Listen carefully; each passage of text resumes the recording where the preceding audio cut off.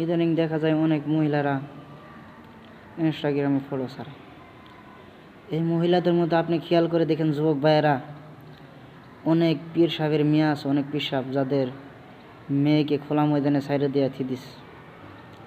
মেয়ে ফলো ছাড়ে, অথচ পীর সাহেব কিছু বলে না। আমি ওই পীর সাহেবকে বলতে চাই, তুমি তোমার পীর সাহেব নিয়ে তুমি তোমার বিজি আছো, কিন্তু তোমার মেয়ে কোন পথে চলতেছে, তোমার বিবি কোন পথে চলতেছে সেই খবর তোমার নাই।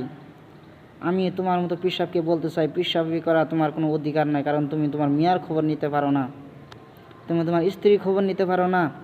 আজকে যুবক ভাইরা আপনারা খেয়াল করে দেখেন, অনেক মেয়েরা যারা ফটো ছাড়তেছে তার মধ্যে পীর সাহেবের মেয়েরা আছে।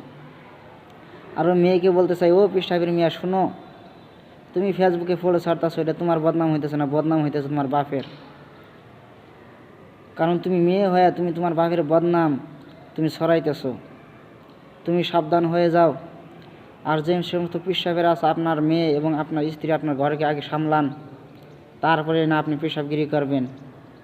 এর আগে আপনি পেশাবগিরি করলেও কাম হবে না, কারণ আপনি একজন পেশাব আর আপনার মেয়ে সারা ফেসবুকের মধ্যে, সারা ইউটিউবের মধ্যে, ইনস্টাগ্রামের মধ্যে আপনার মেয়ে ফটো সাইডে ভাইরাল হয়ে গেছে গা।